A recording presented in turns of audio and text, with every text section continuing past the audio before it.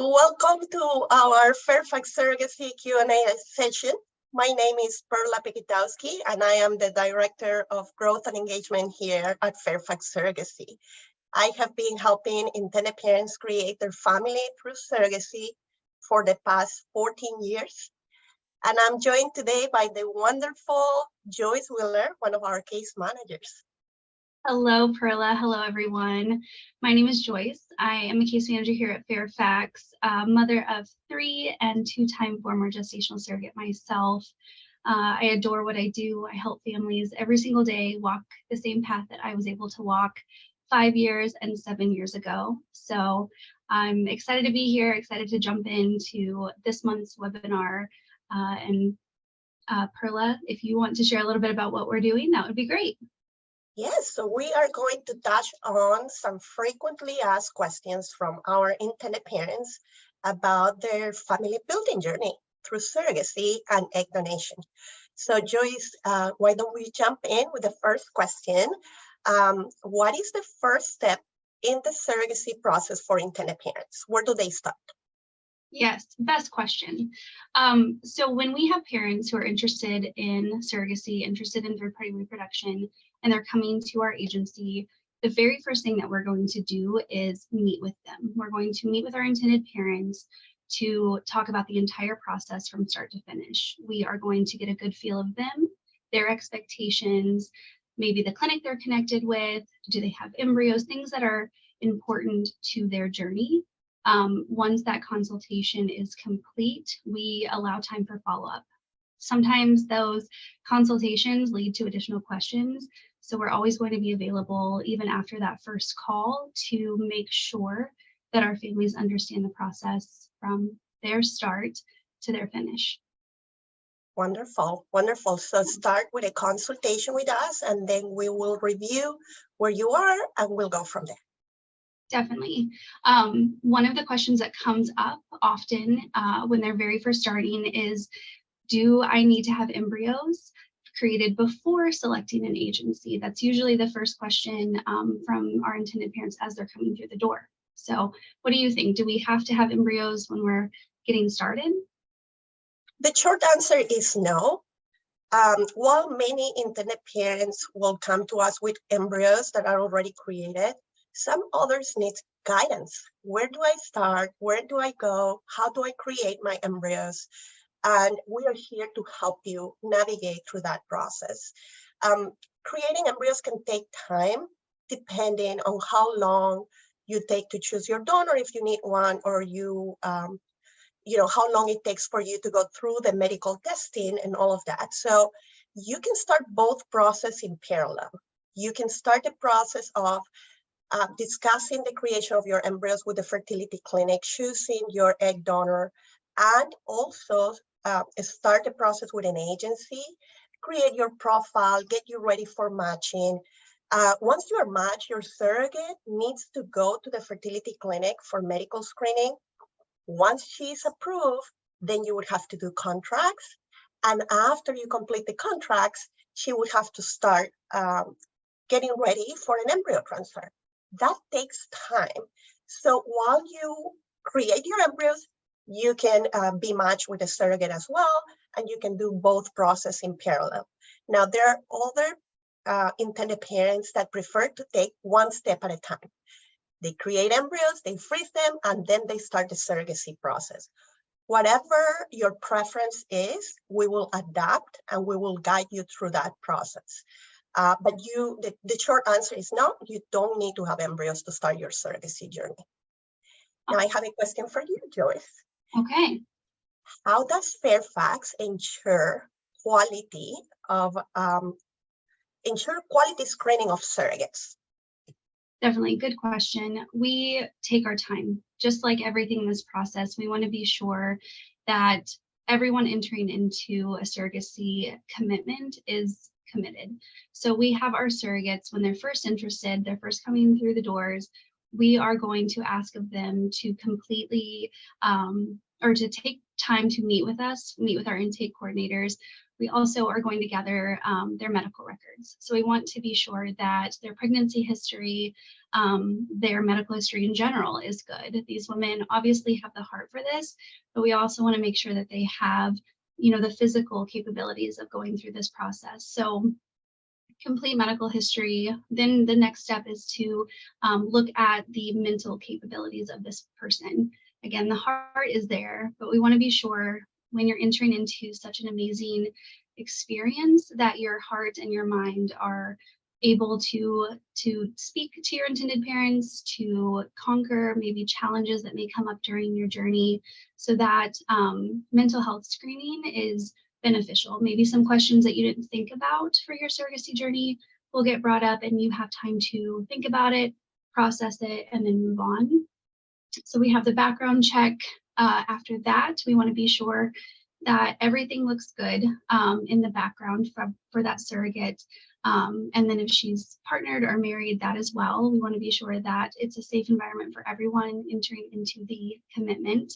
So we have the background check, we have the mental screening, we have the the medical records, and then lastly, we are going to do a full pre-pregnancy panel test on that potential surrogate. So what that is we're going to check her thyroid levels, we're going to check her vitamin D levels, anything that could be brought up during the medical screening we hope to tackle in advance. A few reasons for that.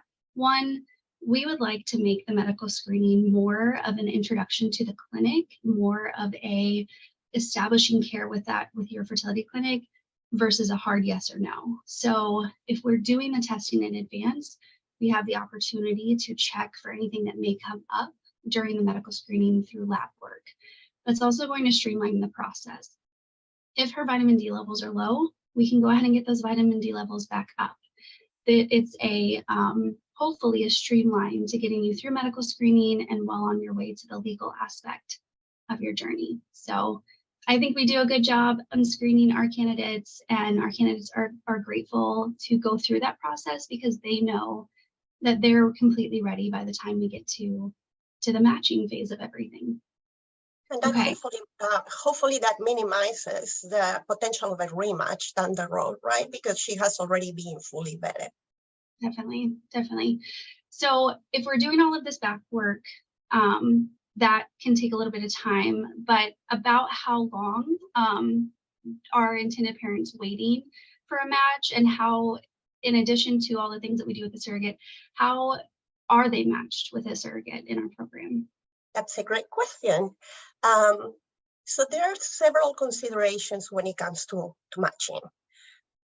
We are going to have a matching call with both the surrogates and the intended parents. We start with our lovely surrogates, and we're gonna determine who would be a good match for them. First, for example, where they are located, how many embryos they're willing to transfer, what are their thoughts on relationship that they want to have with their intended parents. Would they want to help somebody who is local to them, somebody who lives abroad, somebody who speaks English, somebody who doesn't speak English, somebody who already has children from before or doesn't have a child yet, what clinic the couple is working with, etc. So we have to determine first what her matching preferences are, and then we're going to look at our intended parents and see who matches her criteria, and vice versa. She needs to match their criteria as well. So if we have, let's say we have 2-3 couples that match the surrogate's criteria and she matches them, she's going to receive those 2-3 profiles to choose from.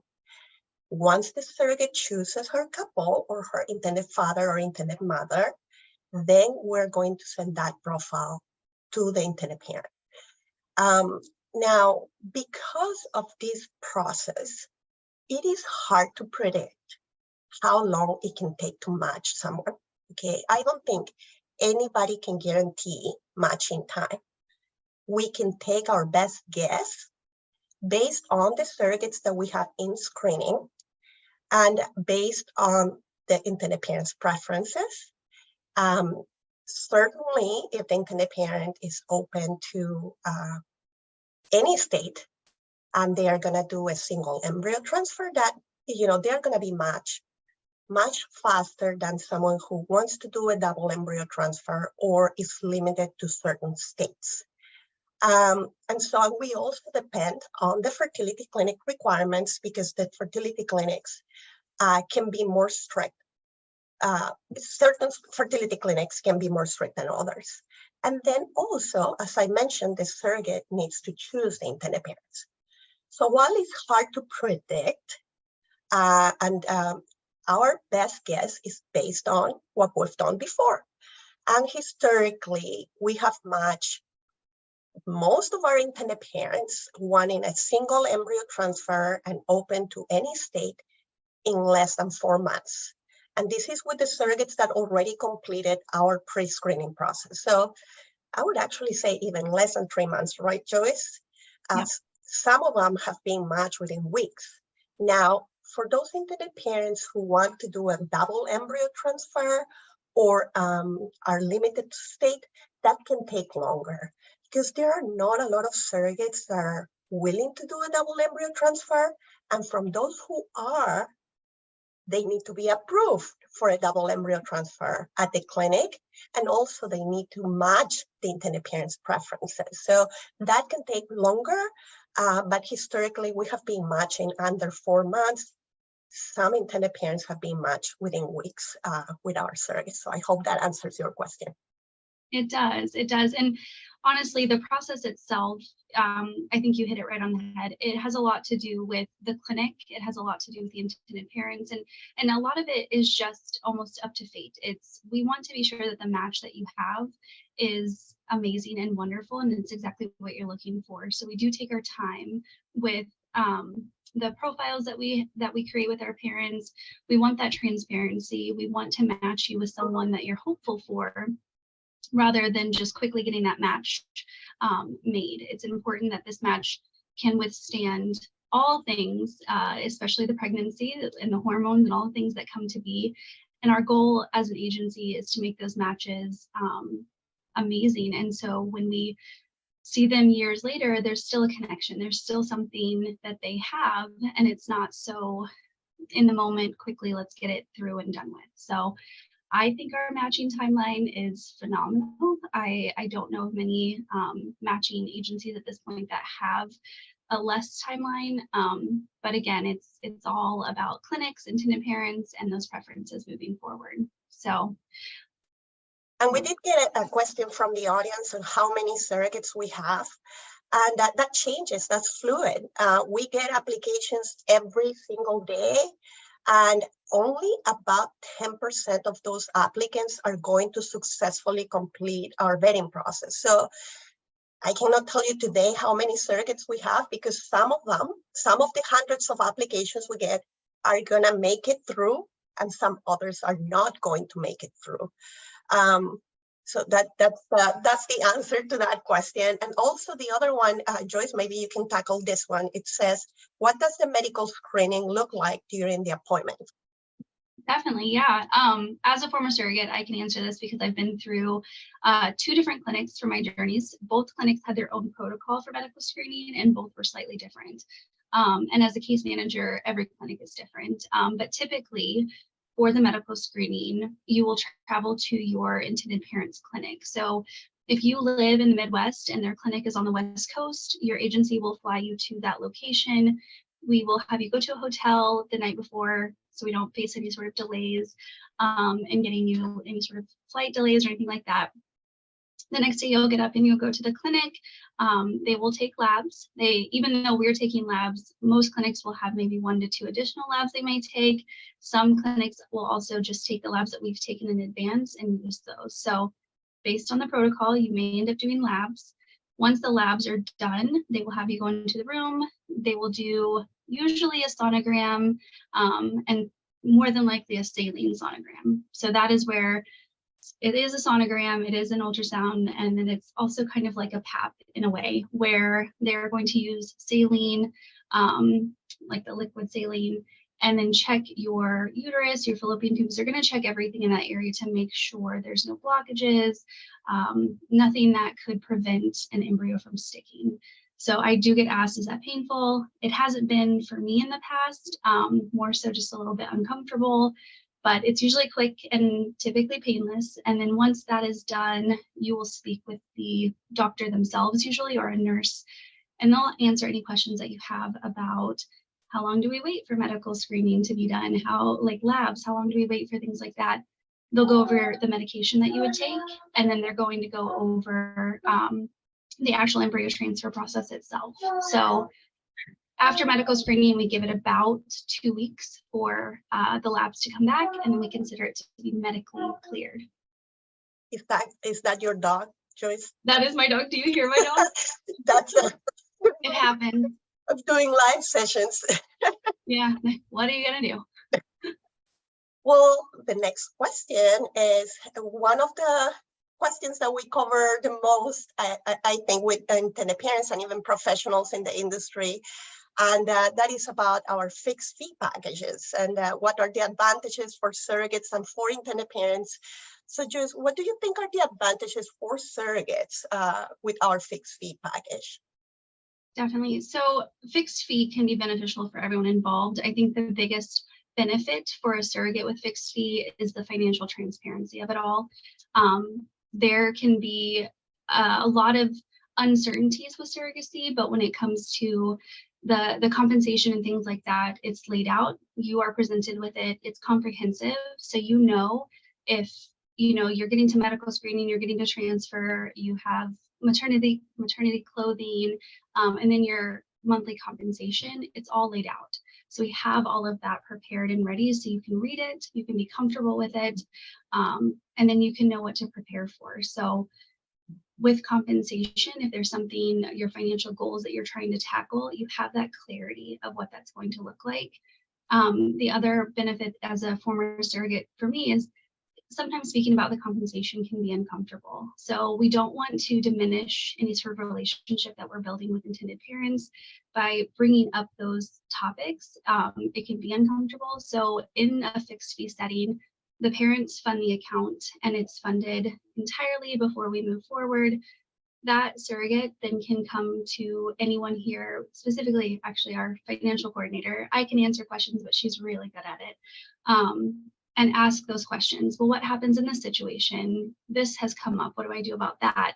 And it leaves the awkward conversation out. So where you can build that relationship with your parents and you have a designated person to ask those important questions to regarding compensation, regarding the timeline for things like that. So for me, it's a peace of mind as a former surrogate to know that I don't have to bring up anything. We can focus on this relationship, and everything that I need to know, the agency can help me with.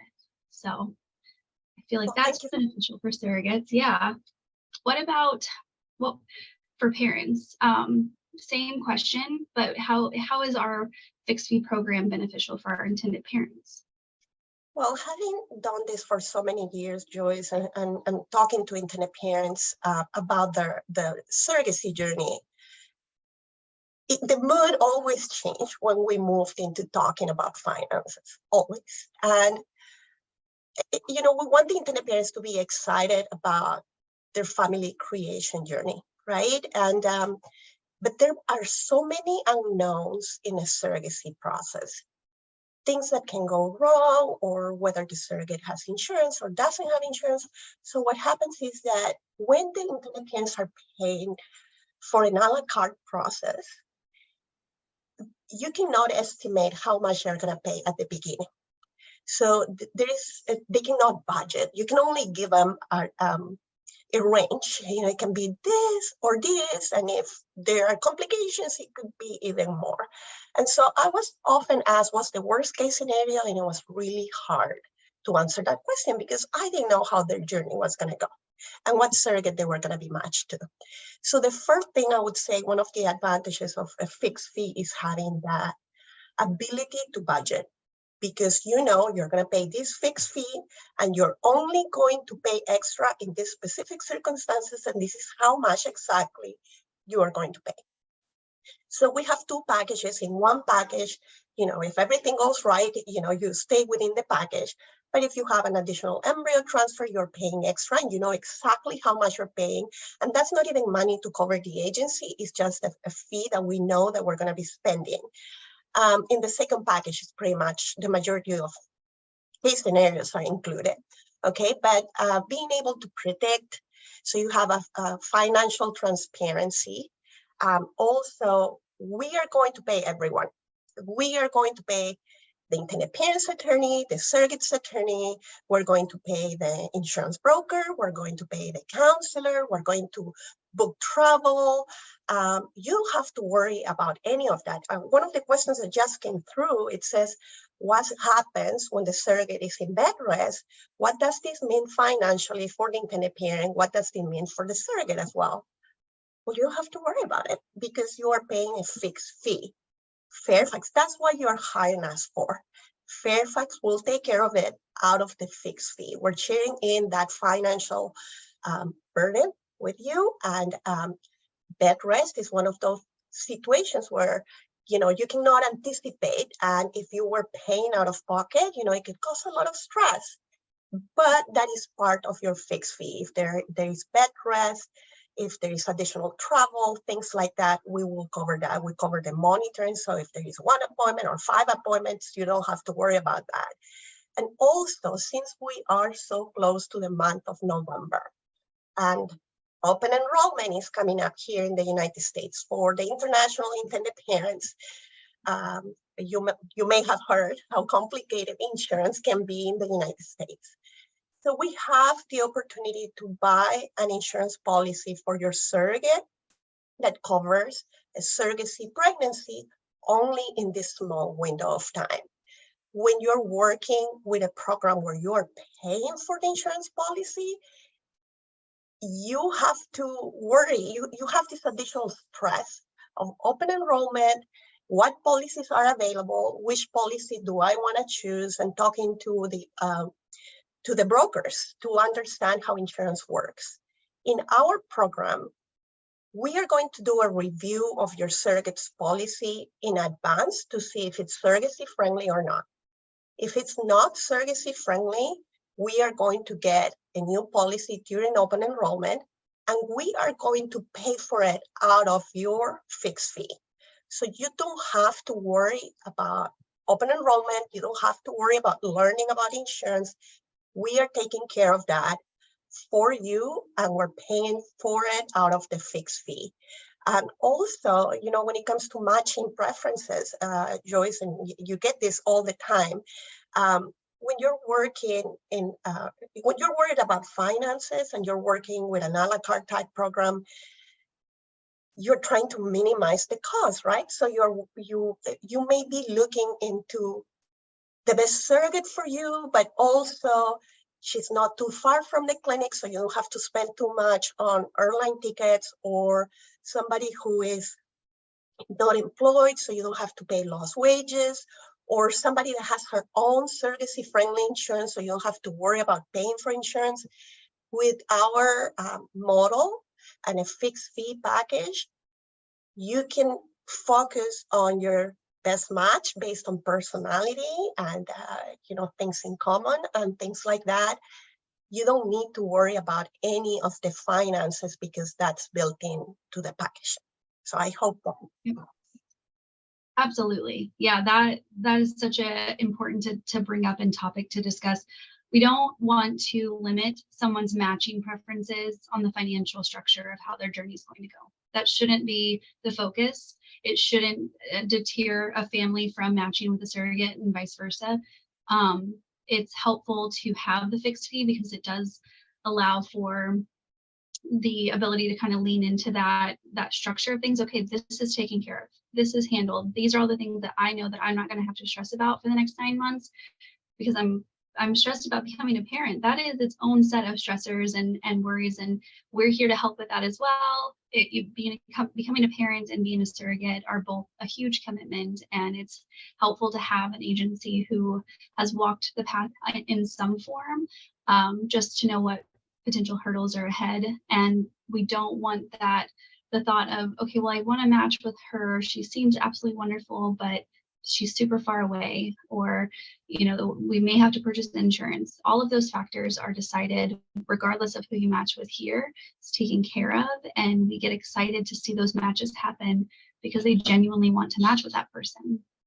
Well, that way you can also focus, you can focus on what's the most important, right? You can, at the beginning, you know, once you pay your fee, then you forget about it. And now you can switch your focus to building a relationship with your surrogate and then preparing for your baby at home. So that's what we hope to do for you as your agency with this fixed fee model. Joyce, can I read a comment for you? Yeah, of course. So cute.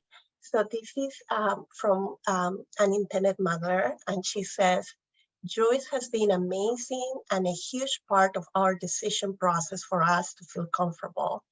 Can't wait to get the process finalized and appreciate these Q&A sessions, very informative. So I thought you would appreciate that.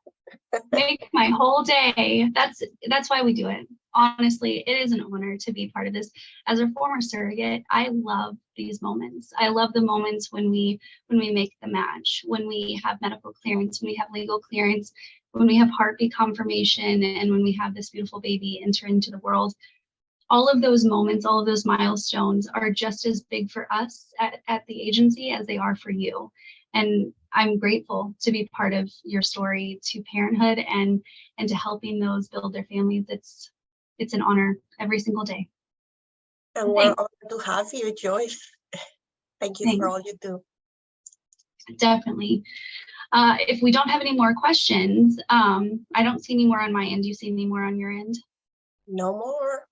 Okay, well, I want to thank everyone for joining us today. It has been amazing and wonderful to share what we know here. If you have more questions, you are always welcome to reach out. You can visit our website, or you can go to info@fairfaxsurrogacy.com. Any one of us is happy to answer any questions that you might have, and we are excited to see you next month for our next webinar. Thank you so much for joining us, and we'll see you soon again. Sounds good. Bye, guys. Bye. Bye.